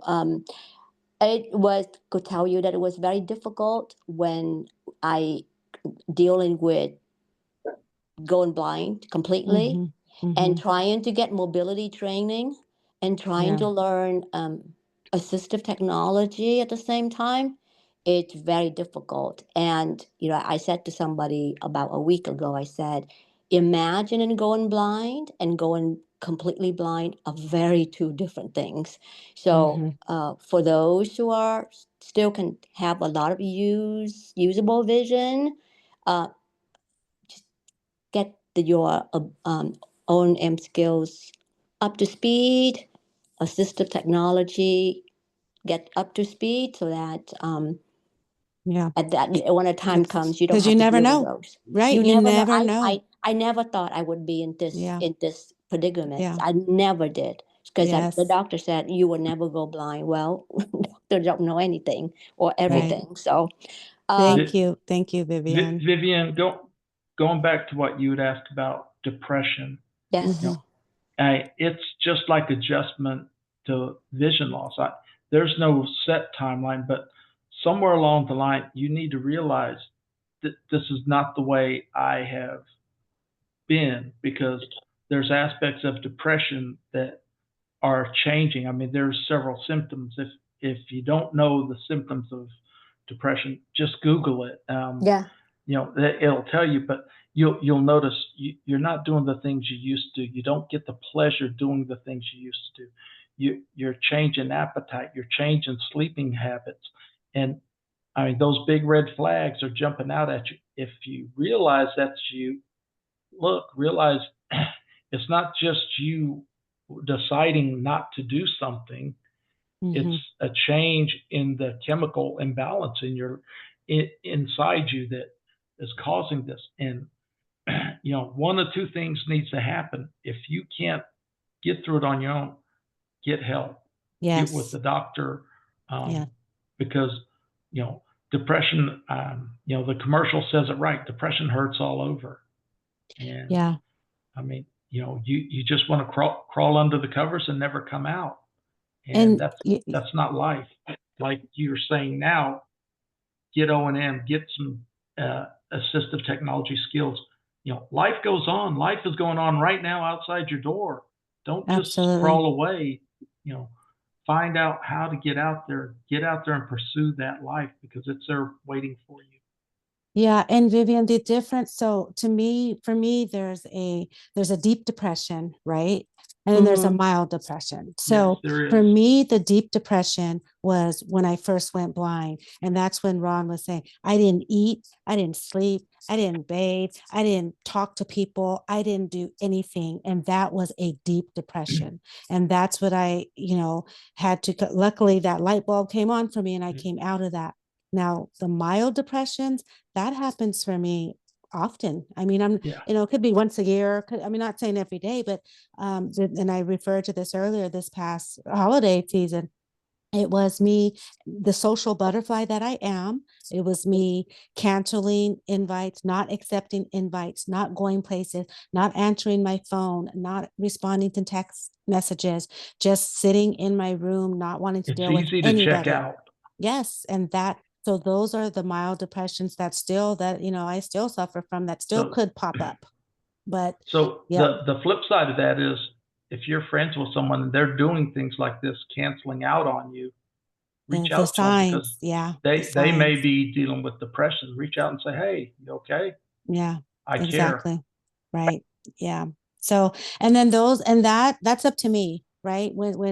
Because that's not, when I'm in those moods, I just needed to maybe just, isolate for a minute. But for me, I know that that's not my life. This is not my life. This is not what I do. This is not what I want to be. And so that pulls me out of it. There's people that rely on me. There's people, and I'm not just talking about my family. I'm talking about people in this BVI community, people at work, my friends, and it's just, there's things that I do that I feel can make a difference. And it's a small difference. Me calling somebody and saying, "Hey, how you doing?" That could brighten somebody's day. And those are things like that. I'm not going to sit here and stay in this depression. I'm going to get out of it. And and that's what it is. And each of us is different, Vivian. And that's the thing. It just sinking deep into a deep depression. Sometimes we cannot get out of it on our own. And it is okay to get help. So psychologically, and I'm speaking from the textbook, 2 weeks is what they call acute depression. Mm-hmm. If it goes beyond 2 weeks, you get into major depressive disorder. Mm-hmm. Yeah. And that's about right, Ron. That's what it was for me, but it was a little prolonged, less than 2 weeks. Yeah. And that major depressive disorder will suck you right up. Yeah. And that's another thing people don't realize too. Therapy that it is okay. That's not taboo. I know people think that there's something wrong with me if I need to see a counselor or a therapist. No, there's not. So I'm going to tie that into blindness, because yes, one of the things that I felt like, if just because I'm blind, if I ask for help, people think I'm helpless. No. There's times it's okay to ask for help. Give yourself permission to ask for help. I mean, I learned that when our son was young and he needed help, but he didn't want to ask for help. I said, it's okay to ask for help. And I thought, there's some real wisdom in that. it's okay to ask for help. It doesn't mean you're helpless. There's lots of other things you can still do, but Yeah. it's okay. You need help with one thing. Hey, ask for help. If you've got depression and you need help, say, hey, I need some help. And it's okay. Give yourself permission to ask for help. Yes, absolutely. Yes, thank you. Thank you, Vivian, for You're welcome. the Thank question you. and for sharing. Thank you. Thank you, Vivian. Daisy had raised her hand. Yeah. Yeah, Hi, hi. Daisy. Hi, I recognize a couple of the voices on here. I think maybe from the BPN events sometimes. Yes, that's probably me. Like yours. Yes. Yes. Yeah, so I just wanted to touch on some of the things that Vivian mentioned. I Mhm, might not remember what it was because there were so many, honestly, mhm, and even just things that others have said, but something that really stood out to me was what Vivian said about how it's really important to learn different skills, whether it's orientation and mobility training or technology skills before you feel like you need them. Because I was born legally blind, but I have retinitis pigmentosa. So now that I'm 32, I'm definitely noticing that as the years go by, I am losing quite a bit of vision, especially like peripheral and night vision. mhm. So I finally took the plunge and started using a cane last summer, and I was Yay, so scared. congratulations. Thank you. It's awesome. Yes, it is. I wish I'd done it sooner, honestly. Um, I feel you. Yes. so for me, I had a lot of shame. Yep. I didn't go to blind school or anything. I had to seek out these things on my own, and it's something that Mhm, I've only started doing in the last few years or so. Um, mhm. it's never too late to start. And Absolutely. even though I was really ashamed and worried about using a cane, especially going on dates, Yeah. especially meeting new people, going to parties, so on and so forth, Yes. um, I still haven't been using it for very long, but if I could say anything about using the cane, I feel like it's given me so much more freedom and Yes. confidence. Yes. And it's made it so much easier for me to ask for help because now Yes. I feel like people will have some sense of why I might be asking for help, and they won't just think that I'm weird or something Yes, it's because your that's how it felt identifier. before. Yeah, it's your Yeah, identifier. But I Daisy, can. you are not alone. Where that No, you're cane not, shame. Daisy. Yeah. I did This is 12 Naomi, years. and Go ahead, Naomi. I was gonna say I use a cane as well. I as well initially had cane shame, and Ron and I Mm-hmm. had a pretty extensive conversation about this. Um, I Yeah. actually got a cane donated to me from a gentleman. I don't know if you remember him, Ron, the guy that had a folding cane that he wanted to donate, and I jumped so quick and said, "Dibs, it's mine. Give it to me." And that was after I had O&M training. And I could not agree with Yeah. you more, that it is an outward sign to the world that Yes. I am visually impaired, because if I try to navigate on my own, knowing that I have a visual impairment, it's like walking in a minefield. The airports are my biggest fear, but Me prior to too. using a white cane, Well, because Naomi, people don't know. no, but what's the common phrase, Naomi? Because you get it, I get it. Well, you don't look blind because Right. that's what Oh, everybody. please, We don't look especially blind. me, because So I go super dolled up to airports, yes, to yes, anywhere, you and don't so look blind. immediately Yeah. So people are that's like, "But mm-hmm. she's attractive. Yeah. How can she be blind?" Yeah. It's like, Right. oh Oh my yeah. God, people are so ignorant. Yeah. But it goes back to just using the cane, and I love this cane because for me, I feel like I'm parting the Red Sea. Like, get It out of my does. way. It does. Such an And I used identifier. this cane I went to Disney World, or what's the one in Orlando? Is it Disney World? Yeah. Disneyland? Mm-hmm. Okay, Disney World. World. And I was with a woman who has Stargardt's. And I whipped out my cane, and I remember there was like, and I mean, hello, imagine Disney World. There's families, there's kids, there's coolers, there's just all this stuff like Yeah. everywhere. And, I'm doing my technique with the cane. and we're talking and we're walking and we're drinking because we went to Epcot because you can have adult drinks there. And so we're walking, and this one kid, I just kept hitting something, and I'm like, I don't know what I'm hitting. I just keep feeling the cane like stopping at a certain point. And it was a little kid who was just so excited he was there. He wasn't even paying attention to me, but his mother saw me and yelled at him and said, "Get out of the way. She can't see you." And he finally turned around and he was like, "Oh, I'm so sorry, miss. I'm so sorry." And you get a lot of that, I'm sure, right? Yeah. As you use your Right. Yeah. cane, when people, at first they kind of come off very abrupt and very Mm-hmm. rude. And then when they see that you have a cane, they're like, "Oh crap. My They bad. change it. So Yeah. sorry." Yeah, the Attitudes attitude change. changes so quickly. So I am more than happy to go out and about in public with my cane, but I will say I share that initial cane shame with you because I didn't want to use it. I didn't want to be the one that looks helpless. And now I'm Yeah. so proud of it. I love it. His name is Willie, by the way. He has his own persona. First time Naomi and I were having a conversation, she says, "Yeah, I was out with Willie last night." I said, "Oh, really? You got a She's new like, boyfriend? What's "Ooh, he new about?" Yeah. boyfriend."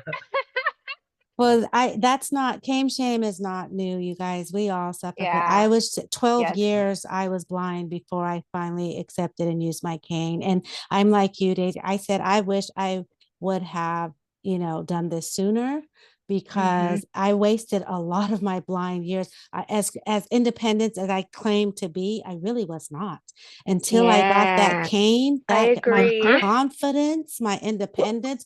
I don't go anywhere without my cane. And you know what? I don't care if people are looking at me. And that's what my shame was. I didn't want people looking at me. I didn't want to say, I didn't want the pity. I didn't want, "Oh, you poor thing." No, I didn't. And then on top of that, I like Naomi, I thought I was too cute to have a cane. I don't want to Uh-huh. be like that. I'm Uh-huh. too, Well, but I don't what I care didn't anymore like, I used to rather go sighted guide because I didn't want people to see me as a as blind the man. poor blind guy. Yep. Yeah. Mm-hmm. Yeah. Mm-hmm. Right. Once I realized it's empowerment, people understand. Oh, he's not drunk. He's not stumbling. Yeah, exactly. Mhm. Yeah. So, Yeah, definitely not Daisy, alone, thank you so Daisy. much. Thank you. You touched Yes. on it, and I love your positive outlook on life. Yes. Yes, me too. Thank you, Daisy. And you Yeah. are not Same. alone. Thank No, you you're not, all. Daisy. And, We are and here for you and everybody on the call. so, Yes. Ted, Yes, sir. Hi. I don't get to come to these very often, but I've enjoyed good listening to to see you here today, everybody's story. sir. Hi Yes, there. I've enjoyed listening to everybody's story. I don't get to come to these all that often, but I know several Welcome. of the people on this call. Um, I wish that I was able to use a cane. For those of you Yeah. who don't know, I'm not only am I totally blind, but Mhm. also in a wheelchair with amputated Mm. fingers or parts of Mhm. them. Live in a nursing home as well. I too had a problem with using a cane when I first got introduced to it back in high school. Once I left private school and got to public school, that opened up a lot of doors for me. I'm 51 years old. I graduated Mhm. eons ago. Um, that I don't know if I would call it shame as much as denial of needing it, because I thought I had enough usable vision that I didn't need it until I would bump into a table or trip over a chair. Right. And then it's like, okay, which is the worst embarrassment? Yeah. The cane or you falling on their face, right? Yeah. Right. And then with other extenuating things, added Yeah, injury to anyway. exactly. So, but Yeah. as my disabilities all inclusive got worse, and I had to go from being able to walk to using a scooter during college. And Mhm. then when fortunately I have RP as well, so I understand the progression that was spoke about earlier. Mhm. And fortunately, my RP got to the opaque light perception thing after I graduated. Mhm. And then I had to, in my apartment, uh, use a manual wheelchair because I don't think anybody wanted me driving my scooter anymore and put holes everywhere. And so I then could not. I used to be an avid pool player too, but when I had a particular digit removed due to osteomyelitis, I think one of y'all had said optical myelitis. I guess that's infection of the optic nerve. Osteomyelitis is infection of the bone, and when antibiotics can't fix that, amputation has to be done. Anyway, I couldn't hold a pull stick anymore. Thus, I couldn't hold a cane anymore. But I wish I could, because now I have to rely on somebody pushing my wheelchair everywhere in order to get any place. So be grateful for what you do have and what you can do independently. I keep as scratching and clawing at keeping the smallest shred of independence I could, and still do, even though I do have to live in a nursing home now because tasks of daily living needs, most of which I cannot do for myself anymore. Yes. Thank you. But I still get out and go to concerts. I'm sure several of you, I know Ron Yep. sees a lot of my Facebook posts where Yep. I'm hanging out with friends, going to concerts and out to restaurants. You and do whatnot. everything you can to have the active life. That's it. And when Joanne was alive and I had her, I mean, she and I did not let grass grow under our feet. I was gonna say y'all were that was an active couple right there. Yes. Yeah, she and I both lived Awesome. together in the nursing home, but unfortunately she passed away Oh, last year. no. Oh, sorry. Sorry to hear that. Yeah. Yes. But Awesome. Well, thank you, Ted, I for just wanted to pipe sharing. up for a moment. Thanks, Ted. and You join the call. you shared a very different perspective a lot of people don't think about. Yes. So thank you. Awesome. This is Naomi. I am so incredibly intrigued. Is it that there isn't something out there that could help you? Like it's not created, or if there was something that existed, it wouldn't be of no I am use? the This might be an I, offline conversation, but I'm so curious now. I am the king of adapt and overcome. And if anybody's ever listened to the Blind Abilities podcast where I'm interviewed, I say that fairly frequently. And I've living in a nursing home and all the medical stuff I've been through, I could train. I'm not a textbook case at all when it comes to PT and OT, physical therapy, occupational therapy. And there was an incident where I was in a rehab hospital setting in 2008, and the therapist wanted to tell me that you've given up on yourself. I said, no, I haven't. You don't know who the hell you're talking to. I said, Oh, I like it. But you need to understand, Mr. Therapist, is that I know what my limitations are. And I know that I've tried this, X equals Y and Z. So I think he had a come to Jesus moment when I got done with him. I know that I can't feed myself because the whole tray will fall on the floor because of the sensory neuropathy I have in my hands and feet, which is part of the reason for the and it's a long drawn out thing, infection and mutation and such. So if I can't feel it, which is why I can't read Braille or anything else like that. No. Okay. So there's a universal cuff that you could use. People with motor dexterity problems could use to say hold a spoon or a fork and potentially feed themselves, like if they're a stroke victim. That really would not work for me because of the neuropathy. The neuropathy is the key, and the neuropathy plus the blindness equals disaster. And so no, somebody would have to put that apparatus on my hand. Okay. To hold the cane, and then when I'm done with the cane, how do I release the cane? Yeah. Meanwhile, how do I push the wheelchair? Yeah. Right. Yeah. Right. Okay. If you guys know Sandy Arreo, one of the leaders of iBug, she uses an electric wheelchair. She has the finger, the dexterity in one hand to hold her cane, and I think it's an extra long cane because of the wheelchair. And then her other hand, controls the wheelchair with a joystick. That's not an option for me because I can't feel what's going on at the tip of that cane. Yeah. Yeah. Okay. Yeah. Wow. Yeah. Thanks so much, Ted, for sharing. And here you are, Ted. I love it. Yeah. Thanks, Ted. Ted is also a a trivia genius as well, by the way. Just I don't side know note about on that. all that. Oh yeah, you've proven it to me. In my eyes, you are. So yes. Thank you, Ted. You're welcome. All right. Okay. So wow. Okay. Well, that opened up that was awesome. There, you know, I know we had some other questions that Yeah. we really didn't touch on, but I know. I think We still could. I think we have this, time. this was good, because, you know, I think what it emphasizes, we all have a story. We all have our experience. Yep. You know, and I guess to bring it together, you know, you know, you're not the new kid on the block anymore. What are the takeaways that you share with people today?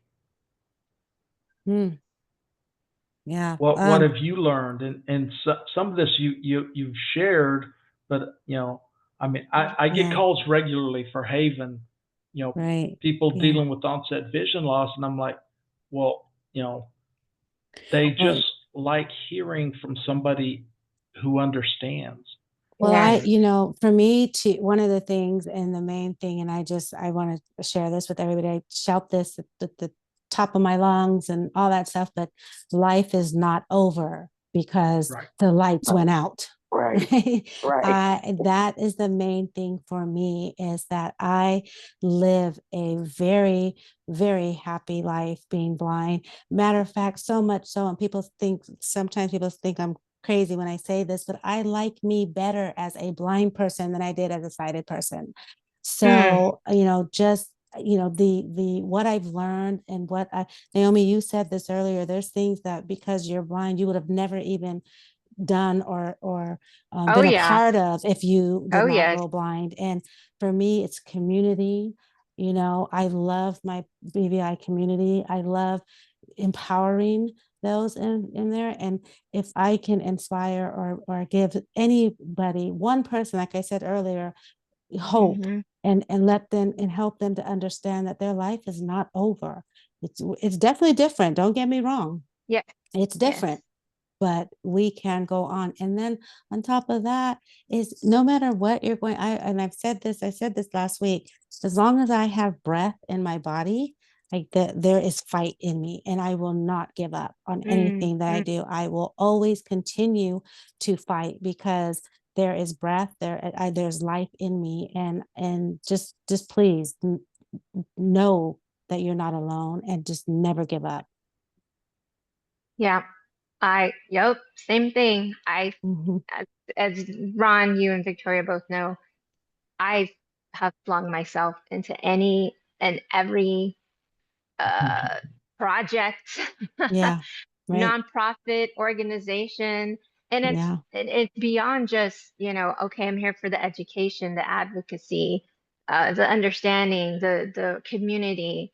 I just want people to To see. see Yeah. that you Mhm. can't it is not a life sentence. Yeah. Quickly, I'm going to go through a little bragging list with you guys, but FFB was for sure where I started. HAVIN was Mhm. the second group where I started getting all my O&M training and transportation to be independent. The Lighthouse, just online videos, doctors, the Catapult, they're a running group. I ran the half marathon, the Chevron recently because of them. And I could not have done that if I didn't know that this group existed and there were people that are willing to guide me and Yeah. run alongside me during 13.5 miles in the freezing cold. That was just unreal to me that happened. The Real Abilities Film Festival Committee that I've been on, advocating for people who want to tell their stories and share them through film. And that is all sorts of disabilities that they cover. Beyond Eyes Like Mine, which is a nonprofit in New Jersey, they hold a yearly pageant called the Miss Blind Diva. I participated, never in a million years would I think I would dare be a pageant girl, let alone a winner. I won this pageant. I'm so proud of myself for doing something I never thought I would envision myself doing. Ski for Light, which is an organization that helps people that are visually impaired and mobility impaired to learn how to cross-country ski. It is so fun. I hope I get to go next year. Oh gosh, Art Beyond Sight with the Museum of Fine Arts. They hold these audio, these docents do audio description of paintings once a month. The Museum of Science, they just recently have a project where they are asking people with low vision to download this specific app because they want to bring people to the museum to use it, to see how can they include people and make it more accessible. I'm part of another group that's trying to make more Houston parks accessible. So we're sitting down with engineers, designers, parents of families with children with disabilities, people that are wheelchair users, cane users, guide dogs. Like they want to make the parks accessible because I've heard this line, I think from you, Ron, if you're not including us, then you're excluding us. And I am not here for that. Like I am here to advocate for us. So I just want everyone to just put yourself out there. Yes. Just put yourself out there and just go for it. That's Yes. you know, my two when we cents. started HAVIN, Lee Boncher, her support group, was one of the 4 founding groups that started HAVIN, and their motto was "There's life after vision loss." I thought that's profound, Yeah. and I share 100%. that every time I can when I get these phone calls from people dealing with onset vision loss. Life goes on. It's okay. You're losing your vision, your sight, not your life. And Yep. all you have to learn to adapt to do things differently that you used to do. That's it. And you want resources, you want information, you're in the right spot. I direct them to our groups page. I said, what are your interests? What do you want to do? Because get connected with the community. These are the people who know the answers to everything you're looking for. Get connected with these groups. Yes, Yep. that Great. is so true. And Ron, and then even when I get calls and people and I have to tell them that, and sometimes it's just a matter of hearing, when people call my job, I have to make sure I let them know I am a blind woman. This is not something I'm telling you because I read a book to tell you this. I'm telling you this because I can relate. I am you. I know what you're going through. This is me telling you this, and it may not look like it now, but just every time I end one of those calls and they say, it was meant for me to call you. I needed to hear that. That feels so good.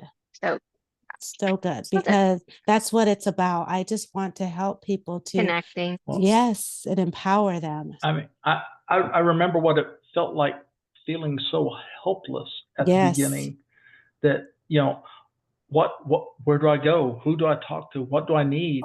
And even after going to Chris Cole, there was still so limited resources. Granted, this was 1994. This was a ways back, but it was before the internet really took off. AOL was starting to send out all these CDs to everybody. Yeah, right. But still, it was a lot of resources. We just didn't know where to go. There was no blind central station, which would be really nice. Yeah. But part of what we want to do, with HAVIN is, we don't know all the answers, but we probably know the person that has the answer you're looking for. If I don't know it, I can call Naomi, say, tell me about this, or Victoria, help me this. We can find it. Yeah, I mean, I see people on here today I've known for years. I use as regular resources. Michael McCulloch, I'm talking to you, sir. Yes. Hey, Michael. Hi, Michael. Who, by the way, do you remember, you're due for a skydive again, sir.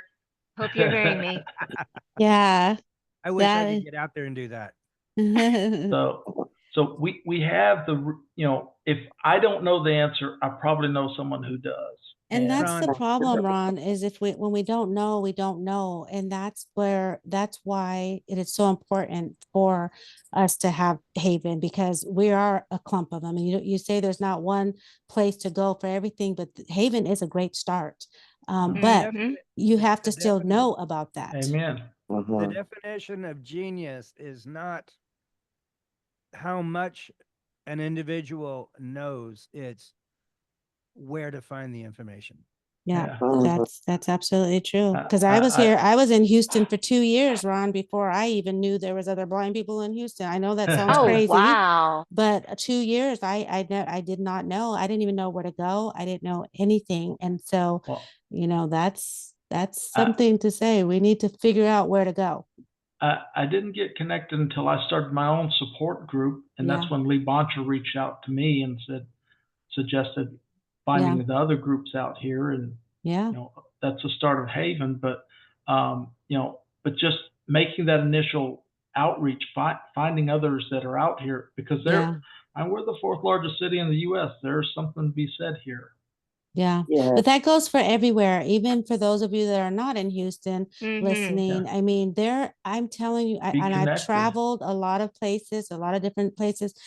There's blind people everywhere. Oh my gosh. I just like they're all over, and I just love it when I go, and I go to different places, and there's, you can find a support group, you can find some type of activity or event that is hosted for blind people or by blind people. I love it. I mean, and I know a lot of people joke about this. Naomi, you said it earlier, but Google, like you Yes. can Google, we can Google some of everything.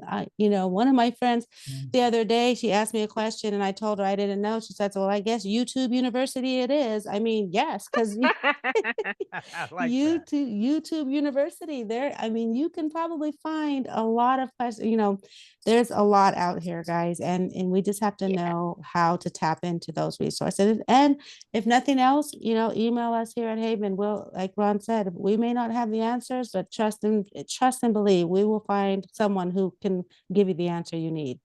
If I may say something, this is Cheryl again. I know I might have given y'all a bad, sad story, but I mean, things turned out fine in the long run. Things do get better. It's Yes. just, it's Well, a you're matter, here. So Yeah, that's you the are. greatest story. Exactly. You're it's a matter of, hanging in there. I've had a job, I've had several jobs, and I'm still working. Yeah. And things do get better, but we just, again, it's perseverance and, It is never Amen. giving up. Yes, exactly. You cannot give up as much as we want to, because it'd be so easy for me to go crawl under a rock. Yeah. And never come out, but you can't do But- that. We cannot give up. That's why I asked you before, Cheryl, because there was a turning point for you. Because those of you who don't know, Cheryl is a flute teacher, professor, Temple College, Mary Hardin Baylor, both those still. just Temple College. Okay. And I'm But- just at Temple College, and then I have some private students I teach in my house, and I play with the Temple Symphony, and then I have solo performances that I do too. I'm plenty busy. Yeah. Awesome. So Yeah, Good. And I will say, talking about depression and stuff like that, you're going to have times that you are discouraged. Yes. Sure. And quote depressed. It's just part of it. Yeah. But if things get better, you do get over it. Yes, you do. I was going to ask, is that Blind Abilities a podcast? Ted, she's talking to Am you. I still unmuted still? Yeah, You're unmuted. we Go hear ahead. you. Okay, yes, it is a podcast. Yeah, and a gentleman by the name of Pete Lane used to host it. I don't know if he does so much anymore. But he's in Jacksonville, Florida. One of the guys that hosts it is up in Minnesota. I think, and there's a couple of ladies, I don't know where they live, but they do tech stuff, they do interviews, they do Where do I go to it's a find? podcast. Where do I go to find that? Just double tap on podcasts on my iPhone. I think they even have their own app. I think Blind Ability. Oh, wow. Is its own podcast But they app. do have it. It is, Cheryl, as well. It is on a regular It is podcast on. feed. It's on all Apple. It's on all Oh yeah, you can podcasts. do Apple. Yeah. You can do yeah. You can just do a search for it. Blind Oh. Ability. Oh, it sounds .com. very interesting. Do they have a website? Is it like blindabilities.org or .com? Yes, there is a website. No, I don't remember if it's a .com. So googly. Yeah, it's on there. Run Google. Or I will do a search on your podcast too, because there's Okay. There's, It's and All that's another thing, guys. There's a lot of podcasts out there for blind, specifically for blind and visually impaired, by the way. So Yes, there are. there is so many. I saw a list of over 100 the other day. Somebody shared Yeah, with me. I Hey. did. There's Yes. not enough hours in a day to Mhm. listen to all of it, even at 3 speed. So, we're gonna have to wrap up, folks. Yes. It's Thank pushing you 4 all o'clock. so much. This really We was got a great. door prize we want to give away. We want to give away a $25 gift card. We've got 28 people here. And we had 62 people sign up. So I mean, I can sit here and say, give me a number and we'll see if you're here. So Victoria, give me a number. All right, let's go. Echo, give me, just any number? Between 1 and 62. Okay. Again, with a bit more detail. Echo, give me a number between 1 and 62. Echo. Here's a number between 1 and 62. It's 26. 26. Oh. So that? if there's 28 people in here, We have a or 26. Actually, on the spreadsheet, 26. Dwight Zrang, you were number 26. Yay! You were here. Hey. Dwight. So, Awesome. I'll be in Dang. touch with the gift card, You know sir. what? I'm just gonna say, Dwight, they're always winning something, ain't they? Hey. Okay, Victoria. Dwight and Misty are good people. I know if it's not him, it's Missy. I need to get y'all's luck over here. know. Congratulations, Dwight. Thank you. Dwight. Thank you. Thank you guys. Thank y'all so for coming. much. Thank y'all for being part of this Thanks, with us. everyone. Have a great rest of the weekend. Make your date for April 5th. Yes. Insight Expo, we're picking up on this topic, life after vision loss. We're all in this together. All right. Awesome. All right. Talk to you Take guys care. later. Thank you. Thank All you right. so much, Bye-bye. everybody. Thank you. Bye, Ron. All right. Bye-bye. Bye, Alice. Thank you.